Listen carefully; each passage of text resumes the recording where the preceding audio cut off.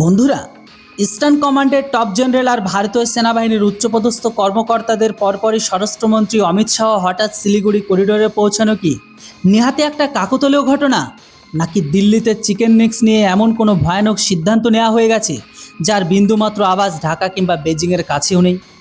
বন্ধুরা, যখন বাংলাদেশের নতুন নেতৃত্ব চীন এবং পাকিস্তানের গোয়েন্দা সংস্থা আইএসআই এর কোলে বসে উল্লাস করছিল, তখন জাতীয় নিরাপত্তা উপদেষ্টা অজিত ডোভাল পর্দার আড়াল থেকে এমন কোন সাইলেন্ট অপারেশন অ্যাক্টিভেট করে দিয়েছে যা এখন ঢাকার নেতাদের রাতেরও ঘাম ছুটছে। ভারতের সীমান্ত লাগোয়া লালমনিরহাট এয়ারবেসের ভেতরে চীন আসলে দুনিয়ার চোখ ফাঁকি দিয়ে এমন কোন গোপন অস্ত্র আর ইনফ্রাস্ট্রাকচার ডেভেলপ করেছে যা অ্যাক্টিভেট হতে ভারতের উত্তর পূর্বাঞ্চল মানে নর্থ ইস্ট মূল দেশ থেকে বিচ্ছিন্ন হওয়ার আশঙ্কা রয়েছে। আর এটি ধ্বংস করার জন্য ইন্ডিয়ান আর্মির প্ল্যানই বা কী? আসলে বন্ধুরা, অসমের মুখ্যমন্ত্রী হিমন্ত বিশ্ব শর্মার পশ্চিমবঙ্গের সিএম শুভেন্দু অধিকারী এমন কোন রগ চেপে ধরেছে যে পুরো বাংলাদেশের কোনো সৈন্য পাঠানো ছাড়াই ভেতরে ভেতরে আতঙ্কে দিন কাটাচ্ছে? আপনারা কি জানেন যে ভারতের কাছে এমন একটি অদৃশ্য সুইচ রয়েছে যা যদি মোদী সরকার আজ টিপে দেয় তবে 24 ঘন্টার মধ্যে পুরো বাংলাদেশ ভয়াবহ অন্ধকার, ক্ষুধা এবং মূল্যস্ফীতির মধ্যে সম্পূর্ণ ডুবে যাবে। যে দেশকে ভারত নিজের রক্ত দিয়ে স্বাধীন করেছিল, আজ সেই দেশের নেতারা পাকিস্তানের সঙ্গে হাত মিলে ভারতের বিরুদ্ধে কোনো ভয়ানক ষড়যন্ত্র রচ্ছে। এবং সবচেয়ে বড় প্রশ্ন হলো, আগে যে বিএসএফ সীমান্তের ওপর কেবল আত্মরক্ষামূলক অবস্থান থাকতো, অমিত শাহ হঠাৎ তাদের এমনকি কি ফ্রি হ্যান্ড দিয়ে দিয়েছে যে সীমান্ত পারের চোরাকারবারি আর অনুপ্রবেশকারীদের মনে মৃত্যুর ভয় ঢুকে গেছে। বন্ধুরা, এই সবকটি প্রশ্নের উত্তর লুকিয়ে রয়েছে সেই গভীর ভূ রাজনৈতিক চালের মধ্যে যা এই মুহূর্তে ভারতের পূর্ব সীমান্তে চালা হচ্ছে। শেখ হাসিনা সরকার পতনের পর থেকে ভারত ও বাংলাদেশের মধ্যে কূটনীতিক আর কৌশলগত সম্পর্ক অত্যন্ত নাজুক আর ঝুঁকিপূর্ণ পর্যায়ে পৌঁছে গেছে। মোহাম্মদ ইউনূসের নেতৃত্বাধীন অন্তর্বর্তীকালীন সরকার এবং তারপরে তারেক রহমানের রূপে আসা নতুন সরকার ঢাকার ঝোঁক পুরোপুরি চীন আর পাকিস্তানের দিকে ঘুরে দিয়েছে। বন্ধুরা, 1971 সালে যে দেশকে ভারত নিজের রক্ত আর শৌর্য দিয়ে স্বাধীন করেছিল, তার বর্তমান রাজনৈতিক নেতৃত্বের অকৃতজ্ঞ আচরণ এখন ভারতও বরদাস্ত করার মুডে একেবারেই নেই। কিন্তু বন্ধুরা, ঢাকার যদি মনে হয় যে তারা বেজিংয়ের ইশারায় দিল্লিকে চোখ রাঙাতে পারবে, তাহলে তাদের হয়তো এই বিষয়ে বিন্দুমাত্র ধারণা নেই। ভারতের জাতীয় নিরাপত্তা ব্যবস্থা তাদের চারিদিক থেকে ঘিরে ফেলার জন্য একটি মাল্টিপ্রং মানে বহুমুখী চক্রব্যূহ তৈরি করে রেখেছে, যার কোনো তোড় না চীনের কাছে আছে আর না পাকিস্তানের কাছে। এই কৌশলের কেন্দ্রে রয়েছে স্বরাষ্ট্রমন্ত্রী অমিত শাহের বর্ডার ম্যানেজমেন্ট, অজিত ডোভালের আগ্রাসী গোয়েন্দা নীতি, ভারতীয় সেনাবাহিনীর বীরত্বের সীমান্তে মোতায়েন বিএসএফের নতুন রুদ্ররূপ। তো আসুন বন্ধুরা, এই পুরো ইনসাইড স্টোরিটিকে একে একে ডিকোড করি আর বুঝি কিভাবে ভারত কোনো যুদ্ধ ছাড়াই প্রতিবেশী দেশের দম্ভ গুড়িয়ে দিচ্ছে। প্রথমে কথা বলা যাক সেই শিলিগুড়ি করিডোরকে নিয়ে, যাকে চিকেন নেক্স বলা হয়। এটি ভারতের নিরাপত্তার সবচেয়ে সংবেদনশীল অংশ। এটি 20 থেকে 22 কিলোমিটার অত্যন্ত সংকীর্ণ একটি ভূখণ্ড, যা ভারতের মূল ভূখণ্ডকে উত্তর পূর্বাঞ্চলের রাজ্যগুলোর সঙ্গে যুক্ত করে। বন্ধুরা, চীনের বক্রদৃষ্টি দীর্ঘদিন ধরে এই এলাকার উপর রয়েছে। এখন বাংলাদেশের ক্ষমতা পরিবর্তনের সাথে সাথে ঢাকার এয়ারবেস আর তিস্তা নদী প্রকল্পের ভেতরে এন্ট্রি পাইয়ে দিয়েছে। বন্ধুরা, এটি ভারতের জন্য কিন্তু সরাসরি একটি রেড লাইন পার করার মতো বিষয় ছিল। লালমনিরহাট এয়ারবেসের শিলিগুড়ি করিডোরের অত্যন্ত কাছে অবস্থিত। তবে বন্ধুরা, রিপোর্ট অনুযায়ী সেখানে চীন বিশাল হ্যাঙ্গার আর র্যাডার সিস্টেম তৈরি ষড়যন্ত্র রচ্ছে। সামরিক কৌশলের দিক থেকে দেখলে যে কোনো যুদ্ধের পরিস্থিতি যদি চীন এই এলাকায় শক্তিশালী হয়ে ওঠে, তবে তারা ভারতের নর্থ ইস্টকে দেশের বাকি অংশ থেকে বিচ্ছিন্ন করে দিতে পারে। কিন্তু চীনের এই চাল তাদের নিজেদের উপরই ভারী পড়তে চলেছে, কারণ ভারতের কাউন্টার প্ল্যান অ্যাক্টিভেট হয়ে গেছে। ভারত বিশ্বের সামনে এটি স্পষ্ট করে দিয়েছে, সে তার প্রতিবেশী অঞ্চলে বিশেষ করে শিলিগুড়ি করিডোরের কাছে চীনের কোনো সামরিক বা দ্বিমুখী ব্যবহারযোগ্য অবকাঠামো কোনো অবস্থাতে বরদাস্ত করবে না। সেনাবাহিনীর শীর্ষ কর্মকর্তা এবং স্বরাষ্ট্রমন্ত্রী অমিত শাহের শিলিগুড়ি করিডোর সফর এই আগ্রাসী কৌশলেরই অংশ। এটি কেবল কোনো রুটিন পর্যালোচনা বৈঠক নয়, বরং ঢাকা আর বেজিং উভয়ের জন্য একটি কড়া সামরিক আর কৌশলগত বার্তা। বন্ধুরা, ইস্টার্ন কমান্ড বেংডুবি মিলিটারি স্টেশনের ভেতরে নিজেদের অপারেশনাল রেডিনেস কার্যক্ষমতা প্রস্তুতি যেভাবে পরীক্ষা করছে, তা সরাসরি শক্তি প্রদর্শন বেংডুবি সামরিক স্টেশনে কৌশলগতভাবে অত্যন্ত গুরুত্বপূর্ণ, কারণ এটি শিলিগুড়ি করিডোরের উত্তর প্রবেশদ্বারে অবস্থিত। আর যদি লালমনিরহাটের ভেতরে চীন কোনো রকম সন্দেহভাজন বা তৎপরতা চালায়, তবে ভারতীয় সেনাবাহিনীর মাউন্টেন স্ট্রাইক কোর আর সাজোয়া বাহিনীর কয়েক মিনিটের মধ্যে সেই বিপদে নিউট্রালাইজ করার মতো ক্ষমতা রাখে। পাশাপাশি সেখানে মোতায়েন রয়েছে। কিন্তু বন্ধুরা, গল্পের আসল সাসপেন্স তো পর্দার আড়ালে চলতে থাকা গোয়েন্দা অপারেশনের মধ্যেই রয়েছে। কেননা জাতীয় নিরাপত্তা উপদেষ্টা অজিত ডোভালের কৌশল সবসময় ডিফেন্সিভ অফেন্সের মধ্যে মানে আত্মরক্ষামূলক আক্রমণ হয়ে এসেছে। অর্থাৎ শত্রু আপনার উপর হামলা করার আগে তার ঘরে ঢুকে এমন পরিস্থিতি তৈরি করে দাও যাতে সে নিজের আগুনে নিজে জড়িয়ে থাকে। ডোভালের টিম ইন্টেলিজেন্স নেটওয়ার্কের মধ্যে বাংলাদেশের ভেতরে থাকা ভারত বিরোধী উপাদান জামায়াত ইসলামী উগ্রপন্থী আর আইএসআইয়ের স্লিপার সেলের পুরো কুষ্টি ঘেঁটে ফেলেছে। এর বিরুদ্ধে গোপন গোপন অর্থনৈতিক আর কূটনৈতিক আঘাত আনা হচ্ছে তাদের উপর। এর পাশাপাশি ব্যাক চ্যানেলে ডিপ্লোমেসির মাধ্যমে বেজিংকে এই কড়া সতর্কবার্তা পাঠিয়ে দেওয়া হয়েছে যে চিকেন নেক্সের 100 কিলোমিটারের মধ্যে যে কোনো চীনা তৎপরতা ভারত নিজের অস্তিত্বের উপর সরাসরি হুমকি হিসেবে গণ্য করে। আর এর জবাব শুধু কূটনীতিক হবে না, বরং সরাসরি সামরিক হবে।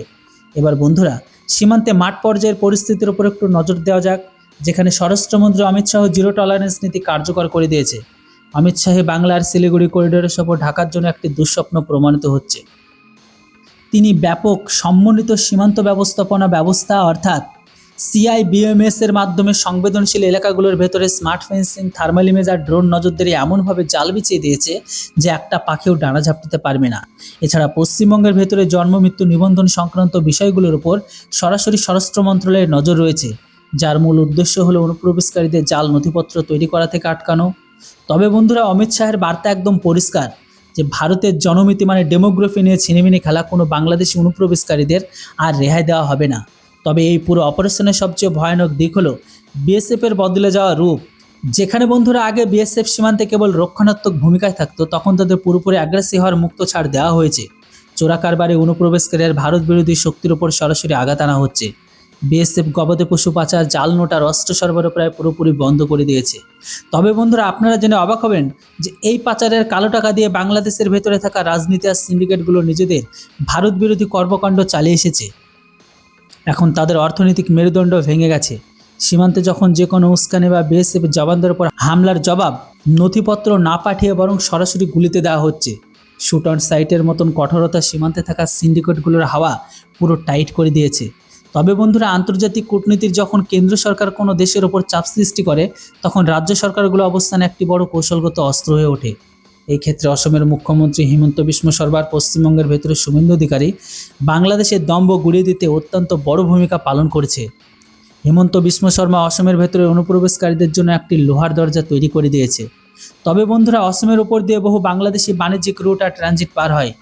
এমনকি উগ্রপন্থার বিরুদ্ধে মাদ্রাসায় ব্যবস্থা নেওয়া, এনআরসির কঠোর প্রয়োগ এবং অনুপ্রবেশকারীদের শনাক্তকরণ নিয়ে যে কঠোর নীতি গ্রহণ করেছে, তাতে বাংলাদেশি উগ্রপন্থীদের মধ্যে চরম আতঙ্কের পরিবেশ তৈরি হয়েছে।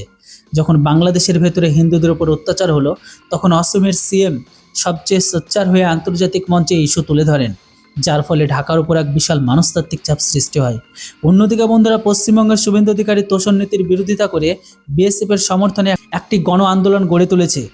তিনি মালদহ, মুর্শিদাবাদ, উত্তর দিনাজপুরের মতো সীমান্ত লাগোয়া এলাকাগুলোর ভেতরে জনমিতির পরিবর্তনের বিরুদ্ধে মানুষকে ঐক্যবদ্ধ করেছেন। তবে বন্ধুরা, শুভেন্দু অধিকারী রীতিমতো বিএসএফকে বড় পরিসরে জমি প্রদান করেছেন, যাতে তারা ফেন্সিং মানে কাঁটাতারের বেড়া কাজ খুব দ্রুততার সাথে করতে পারে। সেই সাথে বিএসএফের অনেক ছাড় দেওয়া হয়েছে।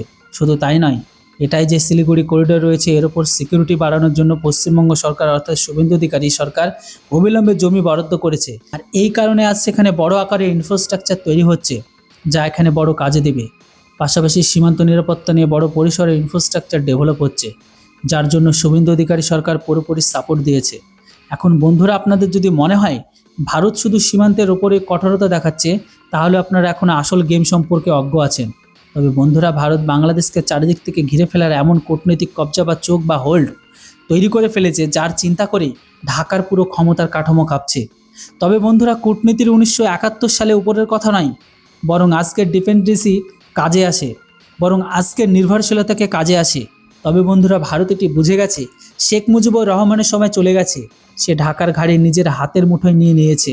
আর বন্ধুরা, এই কাজে মোদী সরকারের সবচেয়ে বড় অস্ত্র তা হলো অর্থনৈতিক অবরোধ মানে ইকোনমি ব্লকেড। বাংলাদেশের পুরো ইকোনমি গার্মেন্টস ইন্ডাস্ট্রির উপর টিকে রয়েছে, আর এর কাঁচামাল অর্থাৎ তুলা থেকে সুতো সব কিছু ভারত থেকে যায়। এছাড়া পেঁয়াজ, গম, চিনির মতো জরুরি জিনিসপত্রের জন্য বাংলাদেশ পুরোপুরি ভারতের উপর ডিপেন্ডেন্ট। যখন ঢাকা ভারতের বিরুদ্ধে বিষোদ্গার করে, ভারত নন ট্যারিফ ব্যারিয়ার্স অর্থাৎ রপ্তানি নিষেধাজ্ঞার সামান্য ইঙ্গিত দেয়, আর রাতারাতি বাংলাদেশের ভেতরে মূল্যস্ফীতি আকাশ ছুঁতে শুরু করে। তবে ওখানকার জনগণ সরাসরি নিজেদের সরকারের ঘাড় চেপে ধরে। এবার বন্ধুরা, মোদী সরকারের দ্বিতীয় সবচেয়ে বড় অস্ত্র হলো শক্তির ওপর নির্ভরশীলতা। মানে বাংলাদেশের ভেতরে ভয়াবহ বিদ্যুৎ সংকট রয়েছে। ভারতের আদানি গ্রুপের ঝাড়খণ্ডে অবস্থিত গোড্ডা পাওয়ার প্ল্যান্ট আর অন্যান্য ভারতীয় গ্রিড ঢাকাকে হাজার হাজার মেগাওয়াট বিদ্যুৎ সরবরাহ করে। ভারত কোনো কিছু না বলে এই অদৃশ্য বার্তা দিয়ে তাদেরকে পাঠিয়ে দিয়েছে, যদি চীনকে সীমান্তে নিয়ে আসা হয় তবে ঢাকাকে অন্ধকারে ডুবে যেতে কয়েক মিনিটও সময় লাগবে না। তবে বন্ধুরা, ভারতের তৃতীয় যে সবচেয়ে বড় অস্ত্রটি রয়েছে তা হলো জল কূটনীতি, মানে ওয়াটার ডিপ্লোমেসি। বাংলাদেশের 54টি নদী ভারতের উপর দিয়ে প্রবাহিত হয়। তিস্তা নদীর জল বাংলাদেশের জন্য জীবন মরণের প্রশ্ন।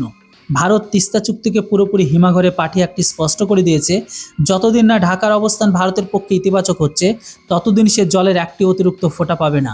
আর বন্ধুরা, মোদী সরকারের চতুর্থ যে ওয়েপন রয়েছে তা হলো ভিসা আর মেডিকেল ট্যুরিজম। তবে বন্ধুরা, প্রতি বছর লাখ লাখ বাংলাদেশি ভারতে আসেন। ভারতের ভিসার নিয়মকানুন এতটাই কঠোর করে দিয়েছে যে ভারত বিরোধী মানসিকতার লোকেদের জন্য দরজা চিরকালের মতো বন্ধ হয়ে গেছে। এবার বন্ধুরা, একটু বাংলাদেশের ভণ্ডামি আর দ্বিমুখী নীতিও দেখুন। একদিকে যেখানে বাংলাদেশের তারেক রহমান সরকার পশ্চিমবঙ্গের সীমান্তে ভারতের কাঁটাতার বেড়া দেওয়া নিয়ে তীব্র বিরোধ করছে, অন্যদিকে তারা নিজেরা মিয়ানমারের সীমান্তের উপর 108 কিলোমিটার দীর্ঘ কাঁটাতারের বেড়া দিতে যাচ্ছে। জাপানি নিউজ পেপার নিকে এশিয়া রিপোর্ট অনুযায়ী বাংলাদেশের স্বরাষ্ট্র উপদেষ্টা সালাউদ্দিন আহমেদ নিজেই এই ঘোষণা দিয়েছে। কেননা বাংলাদেশকে মিয়ানমারের রাখাইন স্টেটের ভেতরে আরাকান আর্মির বাড়তে থাকা প্রভাব আর রোহিঙ্গা শরণার্থীদের অনুপ্রবেশ ভয় তাড়া করে বেড়াচ্ছে। তারাও বলেছেন এই বেড়ার ফলে অস্ত্র আর ড্রাগসের পাচার কমবে। কিন্তু যখন ভারত ঠিক এই কথাই বলে যে বাংলাদেশের দিক থেকে অবৈধ অনুপ্রবেশ, জাল নোট আর অস্ত্র আসছে, তখন ঢাকার গায়ে জ্বালা ধরে যায়। বুঝতে পাচ্ছেন দ্বিমুখী নীতি? তবে বন্ধুরা, পশ্চিমবঙ্গের ভেতরে যখন 172 কিলোমিটার এলাকা বেড়া দেওয়ার জন্য জমি অধিগ্রহণ করা হয়, তখন বাংলাদেশে বর্ডার গার্ডরা বাধা সৃষ্টি করে, এমনকি বাধা দিতে শুরু করে। এটি ঢাকার সরাসরি দ্বিমুখী নীতি, যা ভারত এখন আন্তর্জাতিক মনকে উন্মোচন করেছে। এই হতাশার মধ্যে দিয়ে বাংলাদেশের থাকা উগ্রপন্থী শক্তিগুলো নিজেদের নিয়ন্ত্রণ হারাচ্ছে। জামায়াতে ইসলামী, যারা 1971 সালে পাকিস্তানের পক্ষে দাঁড়িয়েছিল, আজ আবারও ভারতের বিরুদ্ধে বিষোদ্গার করছে। জামাতের সেক্রেটারি জেনারেল মিয়া গোলাম পারোয়ার সাম্প্রতিক অভিযোগ করেছেন যে বাংলাদেশের এই পুরো রাজনৈতিক অস্থিরতার পেছনে দিল্লির রিমোট কন্ট্রোল রয়েছে। তবে বন্ধুরা, তিনি এটাও বলছেন ভারত তাদের অর্থনীতি, রাজনীতি আর সংস্কৃতির উপর নিয়ন্ত্রণ করছে। পারোয়ার শেখ হাসিনাকে ভারতকে আশ্রয় দেওয়া নিয়ে প্রশ্ন তুলেছেন এবং বলেছেন ভারত জেনেভা কনভেনশন লঙ্ঘন করেছে। বাংলাদেশের স্বরাষ্ট্র উপদেষ্টা সালাউদ্দিন আহমেদ এত দূর পর্যন্ত বলেছেন যে শেখ হাসিনা যদি ফিরে আসেন তবে তাকে গ্রেপ্তার করা হবে এবং আওয়ামী লীগের বিরুদ্ধে মানবতার বিরুদ্ধে অপরাধ বিচার বলবে। কিন্তু বন্ধুরা, ভারত এই গড্ডালিকা প্রভাব বা ফাঁকা হুমকিতে ভয় পাওয়ার মতো নয়। শেখ হাসিনা আজও ভারতের কাছে এমন একটি শক্তিশালী রাজনৈতিক কার্ড, যার উপস্থিতি মাত্র ঢাকায় বসা অন্তর্বর্তীকালীন সরকারের পায়ের তলা থেকে মাটি সরতে থাকে। ভারতের রাজনৈতিক ভীষণ এখন ওয়েট অ্যান্ড ওয়াচ, অপেক্ষা করো আর দেখো। কেননা এই নীতি থেকে অনেক সামনে এগিয়ে গেছে। ভবিষ্যতের জন্য ভারত যে রণকৌশল তৈরি করেছে তা অত্যন্ত আগ্রাসী। তবে বন্ধুরা, প্রথমত শিলিগুড়ি করিডোরের কাছে কেবল আত্মরক্ষার জন্য নয়, বরং আগ্রাসী আক্রমণের অর্থাৎ অফেন্সিভ স্ট্রাইকের ক্যাপাবিলিটি ক্ষমতা তৈরি করা হয়েছে। এখানে BrahMos missile base, advance landing গ্রাউন্ডসগুলোকে অপারেশন করে রাখা আছে, যাতে প্রয়োজন পড়লে শত্রুকে চোখের পলক ফেলার সুযোগ না দেওয়া হয়। তবে দ্বিতীয় সবচেয়ে বড় প্রস্তুতি একটি বিকল্প শিলিগুড়ি করিডোর নিয়ে হচ্ছে।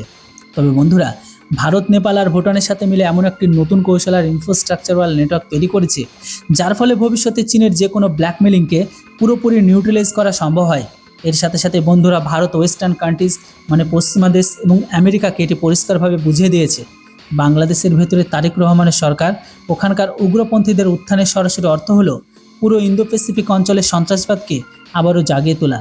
তবে বন্ধুরা, ভারতের এই চমৎকার কূটনীতির ফল এটাই যে বাংলাদেশকে দেওয়া বেশ কিছু বিদেশি ফান্ড এবং সমর্থনের উপর ব্রেক লাগানো শুরু হয়ে গেছে। আর এর সবচেয়ে বিপজ্জনক আর সতর্কবার্তা ভারত ঢাকাকে দিয়েছে, তাহলে মিয়ানমার স্ট্রাইকের মতো সার্জিক্যাল স্ট্রাইকের বিকল্প যদি পাকিস্তানের গোয়েন্দা সংস্থা আইএসআই বা চীনা সংস্থাগুলোর ইশারায় বাংলাদেশের মাটিকে ভারতের উত্তর পূর্ব উলফা বা অন্য কোনো বিদ্রোহী গোষ্ঠীকে অস্ত্র সরবরাহের জন্য ব্যবহার করা হয়, তবে ভারতীয় সেনাবাহিনীর সীমান্ত পার হয়ে হট পার সুইট মানে সীমান্ত পারে তাড়া করতেও পিছপা হবে না। তবে বন্ধুরা, আপনারা যদি এই পুরো জিওপলিটিক্যাল গেমটি কাছ থেকে দেখবেন, তবে এই বিষয়টি একদম পরিষ্কার হয়ে যাবে। আন্তর্জাতিক সম্পর্কে কোনো চিরস্থায়ী বন্ধু বা শত্রু হয় না, শুধু চিরস্থায়ী স্বার্থ থাকে। ভারত বাংলাদেশকে স্বাধীন করে যে ইতিহাস রচনা করেছিল না, তার জায়গায় ঠিক আছে, কিন্তু আজকের মোদী সরকারের ভাবাভাগের ওপর নয়, বরং কঠোর বাস্তবতার এবং শক্তির ভারসাম্যের ওপর কাজ করে। অমিত শাহের অবৈধ অভ্যন্তরীণ নিরাপত্তা নীতি, অজিত ডোভালের বিপজ্জনক কূটনীতিক চাল, ভারতীয় সেনাবাহিনীর নিখুঁত রণকৌশল এবং মাঠ পর্যায়ে নেতাদের অনবরত চাপ সব মিলিয়ে এমন এক চক্রব্যূহ তৈরি করে দিয়েছে যেখানে ঢাকার চীন আর পাকিস্তানের প্রেম পুরোপুরি ব্যর্থ হয়ে গেছে। আর এটাই তো হলো সেই রণকৌশল যা বাংলাদেশি ক্ষমতা প্রতিষ্ঠানকে এটি ভাবতে বাধ্য করেছে ভারতের সাথে সরাসরি শত্রুতা ডেকে আনা তাদের রাজনৈতিক ও অর্থনৈতিক অস্তিত্বের জন্য আত্মহত্যার সমান। তবে চীন তাদের বড় বড় প্রজেক্টের লোভ দেখে কেবল ঋণের জালে জড়াতে পারে, কিন্তু তাদের ভূগোল আর তাদের পেট, তাদের অর্থনীতির আসল চাবিকাঠি আজও কিন্তু দিল্লির কাছেই রয়েছে। তো বন্ধুরা, ভূগোলকে কেউ কোনোদিন পরিবর্তন করতে পারে না, আর ভারত এই ভূগোলকে নিজের সবচেয়ে বড় অস্ত্র বানিয়ে নিয়েছে। তবে বন্ধুরা, আপনাদের কি মনে হয় ভারতকে এখন বাংলাদেশকে সমস্ত অর্থনৈতিক আর জ্বালানি সরবরাহ বন্ধ করে দেওয়া উচিত, নাকি অন্য কিছু করা উচিত? কিংবা ভারত যেভাবে শেখ হাসিনার কার্ডটি খেলছে, অর্থাৎ শেখ হাসিনাকে যেভাবে বলেছে যে তিনি বাংলাদেশে ফিরছেন, যার ফলে ভারত এখন এক বড় মাইল ফলস পেয়ে গেছে, এখন পুরো বিষয়টি তারেক রহমান সরকারের উপর এসে পড়েছে যে এখন তারা এই সুরক্ষা নিশ্চিত করবে, তারা পুরো বিষয়টি সামলাবে। যদি তারা কোনো ভুল কিছু করার চেষ্টা করে, তবে বাংলাদেশের জন্য এর চেয়ে খারাপ কিছু আর হতেই পারে না। যদি তারা ভালো কিছু করে, তবে সেখানে শেখ হাসিনা আবারও প্রত্যাবর্তন করতে পারে। তবে বন্ধুরা, এই পুরো বিষয়ে আপনারা কী ভাবছেন কমেন্ট করে অবশ্যই জানাবেন।